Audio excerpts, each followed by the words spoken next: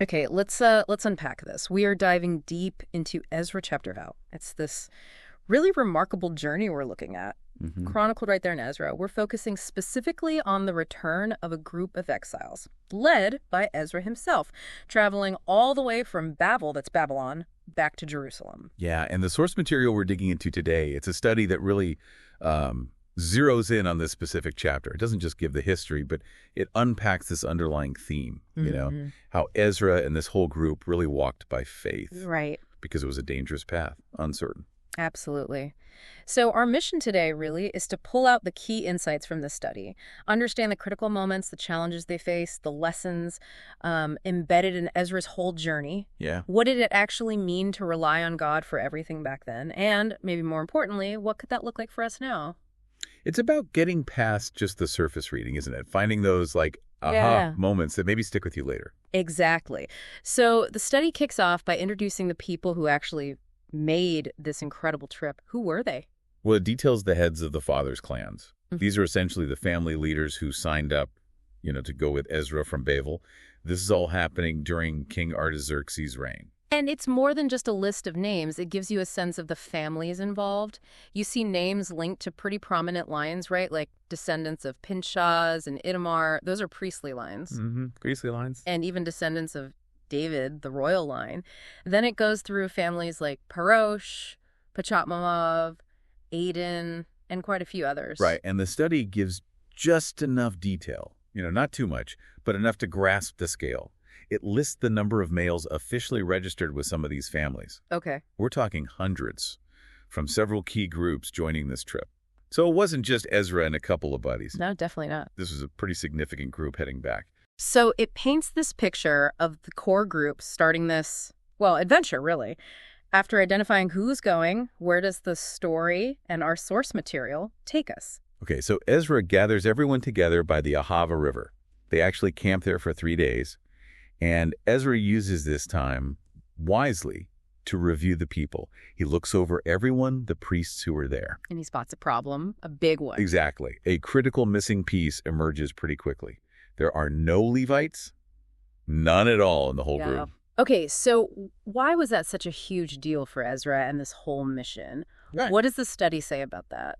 The study makes it crystal clear. Yeah. The Levites weren't just, another tribe to check off the list. They were the essential temple servants. Ah, They right. had very specific roles, specific training for the upkeep, the operations, handling all the sacred items in God's house. If they were going to rebuild and restore temple worship properly in Jerusalem, Mm. they absolutely needed Levites, no question. He couldn't just fudge it, say, oh, well, we'll make do.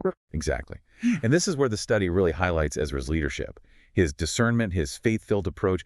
Instead of just compromising or, pushing forward with who he had, Yeah. he took very specific action because he knew God had appointed the Levites for this specific job. So what did he do? He sent for some key leaders, men he knew were discerning, wise. The text even lists names like Eliezer, Ariel, Shmaiah, a whole group. Okay. He sends them to a man named Edo, who was apparently a leader in a place called Kasifia. And the instructions were clear. Go get men, Levites, to come and minister in God's house. The study points out a really powerful contrast here, doesn't it, between Ezra's approach and maybe ours. It really does. It contrasts what Ezra did with what perhaps many might do today.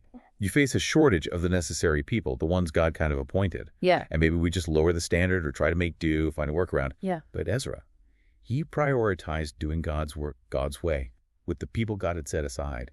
He acted decisively to find those specific servants. And did it work? What was the result of him taking that step in faith? Well, the study attributes this success directly, and the Bible does too, to the good hand of our God being upon them. His action, rooted in seeking God's way, it bore fruit. So they found the Levites. The needed servants were provided. Yes, exactly. They managed to bring back specific men like Ishsekel from the descendants of Machli, Shereviah with his group, Hashaviah with his, from the Merari descendants. Okay. And crucially, they also brought back 200 temple servants. The study notes these were folks assigned way back by David and the princes, specifically to help the Levites. Wow. And all these guys were recorded by name. It was official. So the very people God had designated for the job were now part of the team. Problem solved. Problem solved, exactly. The study reflects on this provision, noting that the essential priests and temple service were supplied. And this leads to a really powerful point for us today. Which It is, says we can thank God that all of us can serve him now. that's a huge difference from their situation. Oh, massive. The study contrasts this with service under the Mosaic law, which was super strict about family lines, right? You had to be from Aaron's line for certain priestly roles, a Levite for other temple services. Right, it was all about lineage. But the study explains Jesus fulfilled the law. He opened the doors so that anyone in a relationship with him can serve. It's just a beautiful reminder, really, of the access we have now compared to then. That really puts the strictness of their time into perspective and highlights the freedom we have in Christ. Okay, so the group is finally assembled. The necessary servants have been gathered by the river. What's the next really significant step Ezra takes? He declares a fast. Yeah. Right there at the Ahava River before they even start the journey. And the purpose wasn't just like a religious ritual, was it? The study spells it out pretty clearly. It does. The purpose was very specific, very profound, to humble themselves before God and to earnestly ask him for protection, for a safe journey, for themselves, for their children traveling with them, and for all the valuable possessions they were carrying. It was a dangerous road. And the study points out a really crucial decision Ezra made related to this prayer for protection. This is fascinating. Yeah, this is the pivotal moment in the story, I think. Ezra explains why he deliberately didn't ask King Artaxerxes for a military escort. Soldiers, horsemen, to guard them from enemies along the way. He could have asked, presumably. The king seems supportive. Oh, absolutely. But he said he would have been ashamed to ask. Ashamed. Why ashamed? Because, and this is key, he had already boldly told the king something like, "The hand of our God is for good upon all who seek him, but his power and his wrath are against all who forsake him." Ah, okay. So to turn around immediately after saying that and ask the king for soldiers, well, it would have completely contradicted his own declaration of faith in God's power to protect them. So his own words kind of put him out on a limb, didn't they? He had to live up to what he'd proclaimed about God. Exactly. It was putting his actions, or in this case, his inaction, regarding the king's guard where his mouth was. And the study emphasizes the result. So we fasted and petitioned our God for this, and he answered our prayer. They relied entirely on God, and God came through. Wow. The study also takes a moment here to clarify what fasting actually means in this context, which is helpful. Yes, it defines biblical fasting as, voluntarily choosing not to eat or drink for a specific period. The key idea is you're giving up something good, something legitimate food, drink to really intensify your focus on God and a specific purpose, like prayer or seeking guidance. It distinguishes it from just, say, turning away from sin, which we should do anyway. Got it. And there's a powerful, maybe even a bit uncomfortable modern parallel the study draws from Ezra's feeling of shame. Yes. It contrasts Ezra's deep sense of shame, the idea that his actions might contradict his stated faith, with what the study suggests might be a lack of that same shame sometimes today. How so? Well, the idea is we might readily talk about God's provision, God's protection, But when practical challenges hit money troubles, health issues, big decisions, maybe our first instinct is just to scramble, rely only on our own efforts, or purely conventional human solutions. Instead of truly putting our trust in God's hand first, seeking him first, even if that feels vulnerable or counterintuitive. It asks if we sometimes profess faith, but act independently. That's a really sharp challenge, isn't it? Are our actions in the nitty-gritty of daily life actually consistent with the faith we say we have? It definitely raises that important question. Where does our actual reliance lie when things get tough? Right. Do we feel that same sense of shame if our actions don't line up with our words about trusting God? Something to think about. Okay, so they fasted, they prayed, they committed their safety entirely to God. What happened next with all the valuable stuff they were carrying? Right. So after seeking God's protection through prayer and fasting, Ezra took practical steps, but steps rooted in that faith. He separated 12 of the chief priests, and along with them, Sherebiah, Hashabiah, those Levites who had joined them, and 10 of their kinsmen. This made a specific group of 24 men. 24. And the study mentions the significance of that number. Yeah, it notes that the number 12, and by extension 24, often pops up in Scripture related to divine authority, God's administration. It suggests these men were entrusted with a task directly appointed by God, almost like an official delegation. And this task involved handling that considerable wealth they were transporting back to Jerusalem. It absolutely did. Ezra meticulously weighed out and then formally handed over the significant amount of silver, gold, and other valuable articles. This was stuff that had been contributed by the king himself, his counselors, his princes, and all the Israelites there, specifically for the house of God in Jerusalem. The sheer value mentioned in the study is just staggering. It truly is. I mean, we're talking literal tons of silver and gold, plus valuable silver articles, and even these high-quality bronze vessels that were considered as precious as gold back then. It was an immense treasury. And carrying that much wealth through potentially hostile territory without a military escort. I mean, that took incredible faith, not just from Ezra, but from these 24 men carrying it. Oh, absolutely. As the study really emphasizes, these individuals weren't just trusting God to protect them personally, but also to safeguard this incredibly valuable treasure dedicated to him.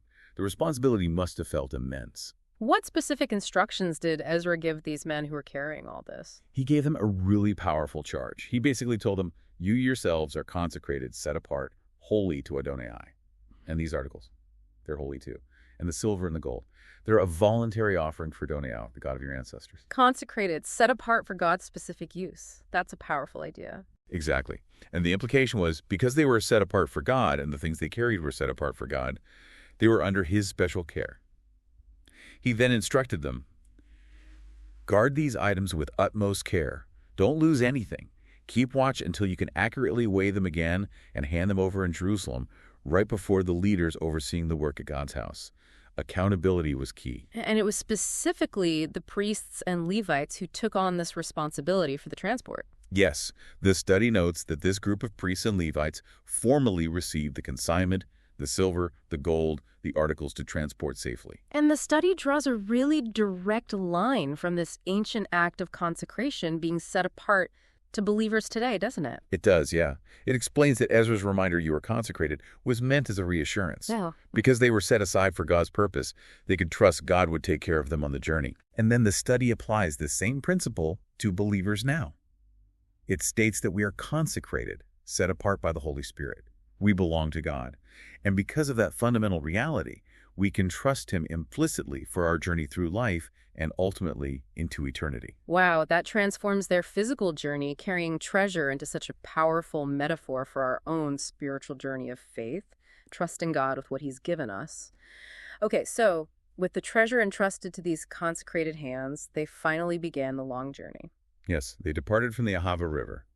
The text is specific, the 12th day of the first month. And how does the study describe the journey itself? Was it, full of close calls and danger as they might have feared? Well, this is where the faith they exercise really meets the road, literally. The study quotes the text directly. The hand of our God was on us, and he protected us from enemies and surprise attacks along the road. Okay, so God did protect them. And the study highlights something really significant about the nature of the trip, right? It does. It points out that the trip seems to have been remarkably, uneventful. Uneventful. That sounds anticlimactic. Maybe, but think about it. For that time, that distance, carrying that kind of wealth through potentially dangerous regions, an uneventful journey is the miracle. Good point. The study frames this very lack of incident, this quiet passage, as powerful evidence that God truly does watch over and protect his people when they put their trust fully in him. So they didn't face the ambushes, the attacks they might have worried about when they were fasting and praying? Apparently not. They arrived safely in Jerusalem.